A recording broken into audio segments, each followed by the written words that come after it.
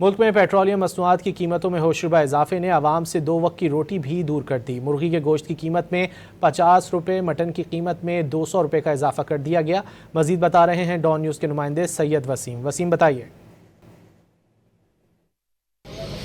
जी बिल्कुल, गुज़िश्ता रोज़ जो पेट्रोलियम मसनूआत की कीमतों में होशरुबा इजाफे का हुआ है, उसके बाद जो चिकन, बीफ, मटन, इन तमाम की कीमतों में भी जो है वो अचानक से इजाफा देखने में आ रहा है। और इस वक्त मैं एक चिकन और मटन और बीफ की शॉप के पास मौजूद हूँ, जहाँ पर हमने तीनों अशिया खुर्दनोश के हवाले से जो रेट लिए उसमें 50 से 100 रुपये तक का जो है वो 200 रुपये तक का इजाफा देखने में आया है। इस वक्त चिकन के रेट जो कि गुज़िश्ता रोज़ तक जो है वो 640, 650 से अब 50 रुपये इजाफे के साथ 700 रुपये फ़ी किलो हो चुका है चिकन का गोश्त। जबकि जो जिंदा मुर्गी है उसके रेट 410 रुपये सरकारी निर्ख हैं, लेकिन वो यहाँ पर 480 रुपये में फ़रोख्त की जा रही है। इसी के साथ मटन के रेट की बात की जाए तो 2000 रुपये फ़ी किलो में फ़रोख्त होने वाला मटन का गोश्त इस वक्त 2200 रुपये में फ़रोख्त होने वाला मटन का गोश्त 2400 रुपये फ़ी किलो हो चुका है। इसी तरीके से 1500 रुपये फ़ी किलो के हिसाब से फ़रोख्त होने वाला बीफ का गोश्त जो है वो इस वक्त 1700 रुपये